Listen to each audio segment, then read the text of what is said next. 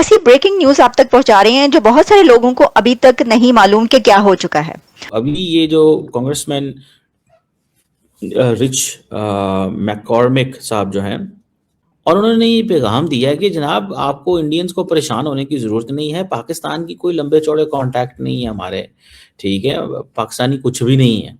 उन्होंने एक इंटरव्यू दिया मुझे, उससे उसके उस सवाल के जवाब में जो उन्होंने कहा, उससे यूं लगा है कि हमारे तो ताल्लुकात है ही नहीं अमेरिका के साथ। हम पता नहीं क्या क्या कभी बता भी रहे नहीं रहे हैं। हमारे। वो कह रहे हैं वो आपको सिर्फ न्यूयॉर्क टाइम ने लिख दिया, माय फेवरेट फील्ड मार्शल कह दिया, शहबाज शरीफ साहब की तारीफ कर दी, हम इस बात पे खुश हो गए जनाब, और अगले लोगों को जो है वो उनके साथ दिफाई मुआहदात चलते हैं। दिमाग तो आपका कमाल का है ट्रम्प साहब। इसी दिमाग ने तो पूरी दुनिया को घुमन घेरियों में डाला हुआ है। दिखाते खब्बी हैं, मारते सज्जी हैं, और दिखाते सज्जी हैं, मारते खब्बी हैं। यूक्रेन में भी आपकी अखलाकियात देख ली गई, गजा में भी आपकी अखलाकियात देख ली गई। और इस भाईजान ने जो बात की है ना कि इंडिया के अंदर जो इंडियन जो हैं वो आके इन्वेस्ट करते हैं, इंडिया बहुत बड़ा मुल्क है। सही कह रहा है ये बंदा कि जी हम यहाँ पे अमेरिका में इन्वेस्टमेंट नहीं लेके जा रहे। उसकी वजह ये है ना, हमारे लोगों को भी पता ही नहीं है इन्वेस्टमेंट लेके कहाँ जानी है। हम तो मिडिल ईस्ट में इन्वेस्टमेंट लेके जा रहे हैं हमारे लोग। हेलो दोस्तों, स्वागत है आप सभी का एपी गन चैनल पे। तो फ्रेंड्स, आइए देखते हैं पाकिस्तानी मीडिया की लेटेस्ट वीडियो। तो दोस्तों, इसमें कोई दो शक नहीं कि अमेरिका के राष्ट्रपति डोनाल्ड ट्रंप ने दुनिया के न सिर्फ लॉ एंड ऑर्डर को ही ध्वस्त नहीं किया, बल्कि उसी के साथ साथ दुनिया के जो जियोपॉलिटिक्स के एनालिस्ट हैं उनकी कई सोचों को भी ध्वस्त किया है। और ख़ास तौर से इंडिया और पाकिस्तान के संदर्भ में अमेरिका को देखें तो इसमें कोई डाउट नहीं कि अमेरिका का हमेशा से इस एरिया में एक इंटरवेंशन रहा है, और जिसका शिकार हमेशा पाकिस्तान आसानी से हुआ है। और उसकी वजह यही है कि क्योंकि पाकिस्तान एक छोटा सा देश है जहां पर पाकिस्तानी आर्मी, ख़ासतौर से जो पाकिस्तान का आर्मी का चीफ होता है, वह पाकिस्तान की किस्मत का फैसला करता है। लेकिन क्योंकि भारत शुरू से ही डेमोक्रेसी रहा है, और साथ ही भारत एक बहुत बड़ा मुल्क है जिसमें दर्जनों पाकिस्तान समा जाएंगे, और यही वजह है कि भारत को किसी एक आदमी के व्हीम यानी उसकी मर्जी के हिसाब से भारत देश नहीं चलता। इसलिए अमेरिका या कोई भी देश कभी भी भारत के ऊपर अपना कंट्रोल पाकिस्तान की तरह नहीं जमा सकता।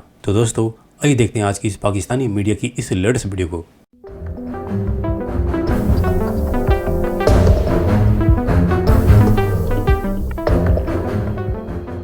दोस्तों, ये इंडिया की वो इन्वेस्टमेंट है जो आम इन्वेस्टमेंट नहीं है, मतलब बड़े लंबे चौड़े ताल्लुकात हैं इनके साथ।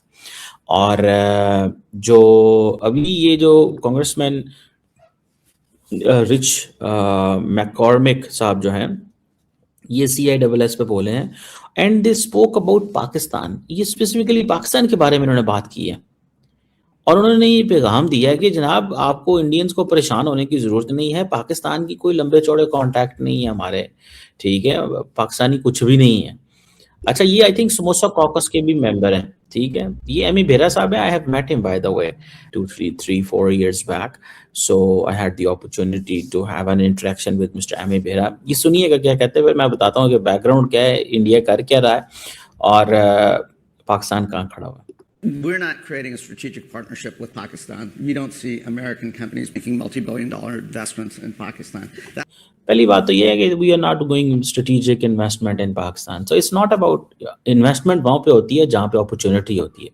तो जारी बात है, इन्वेस्टमेंट तो इंडिया के अंदर ही होगी ना। अमेरिका ने अगर इंडिया में भी इन्वेस्टमेंट नहीं करनी तो कहाँ करनी? अब जितने आईफोन बन रहे हैं, जब उन्होंने फ्रेंड शोरिंग की, नियर शोरिंग की पॉलिसी आई अमेरिकन गवर्नमेंट की, तो इन्होंने सारी इन्वेस्टमेंट उठा के इंडिया ले। तो अभी यही वजह कि एप्पल बना रहा है। अब पाकिस्तान के पास तो वो इकोसिस्टम ही नहीं है, हमारे लोगों ने तो तैयार ही नहीं किया। हमारा तो देखिए, इंडिया तो चाइना के कंपटीशन में सामने आया है, हम तो चाइना से कम्पीट भी नहीं करना चाहते। चाइनीज वो बस ठीक है, हर चीज चाइना से आ जाएगी, चाइना से आ जाएगी। हमने ये जो एज ए फ्रेंड हम चाइना को देखते हैं ना, at times this is also very counter productive to our own industrial production and manufacturing sector in Pakistan. And the people who are into this business sector, those who do manufacturing, they will agree with me. तो ये जो Amy Behra साहब बात कर रहे हैं ना, that's very significant इस कॉन्टेक्स्ट में। ये सुनिएगा, इस भाईजान को भी सुनिएगा, कांग्रेसमैन को भी सुनिएगा, and then we will talk more on this output. Interesting you mentioned Pakistan too. People don't realize that they have almost 300 million people in their country too.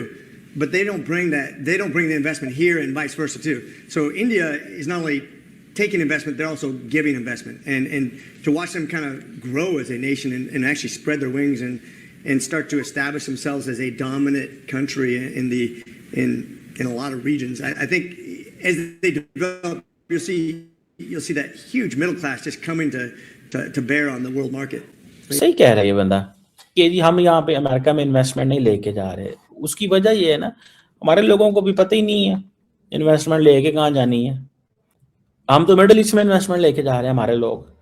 हमारे लोगों को तो आदत ही नहीं है इस तरह खुल के खेलने की। मिसाल के तौर पे हमारा वो एक रियल एस्टेट टाइकॉन था मलिक रियाज, उसकी हुकूमत के साथ सिस्टम के साथ लड़ाई हो गई। वो $6 अरब लेके दुबई बैठ गया, जाके दुबई ने सुना उसको जो है ना वो पासपोर्ट भी दे दिया यूएई ने, और अगर तू हमारा सिटीजन चल जाओ। तो मैं ये समझता हूँ कि ये बड़ी सिग्निफिकेंट चीज़ है। और इस भाईजान ने जो बात की है ना कि इंडिया के अंदर जो इंडियन जो हैं वो आके इन्वेस्ट करते हैं। इंडिया बहुत बड़ा मुल्क है। मैं न्यूयॉर्क में था, गटर का ढक्कन मैंने देखा, पता नहीं वो टाटा का था बना हुआ, के पता नहीं कौन सी इंडियन स्टील के मित्तल के वो New York in the heart of, मैं टाइम स्क्वायर के अंदर ढक्कन था, तो चलते चलते मुझे ऊपर से पढ़ के मैं नजर आ गया। मैंने कहा यार छा गया इंडियन, तो भाई गेम इन्होंने डाल दी है। तो ये फैक्टर्स जो है ना दे आर देयर, इसको थोड़ा सा समझने की ज़रूरत हमें होती है। समझना चाहिए कि भाई चीज़ें किस तरह जो है ना वो चल रही हैं। इंडियंस इन्वेस्टमेंट करेंगे भाई, वो बहुत बड़ी गेम है उनकी। ये जो अमेरिकन कांग्रेसमैन कह रहे हैं ना जिनका ताल्लुक डेमोक्रेटिक पार्टी से है, वो तो बड़े खुल खिला के बोल रहे हैं, बिकॉज उनको पता है इस चीज़ का यार कि हमें ये कहीं ना कहीं पे इनके साथ काम करना है या चीज़ें जो है ना वो करनी है। लेकिन और देखें वो इंडियन एम्बेसडर जो हैं अमेरिका के अंदर, वो भी सारा दिन लगे हुए हैं ये जानने में कि क्या करना है और क्या नहीं करना, और फोकस उनका यही है कि मैंने कैसे रिपब्लिकन एंड डेमोक्रेट्स को अपने हाथ में रखना है।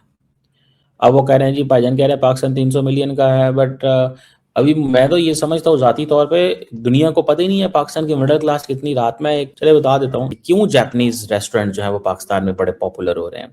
हाँ, पाकिस्तान में जापानीज रेस्टोरेंट बहुत महंगे हैं।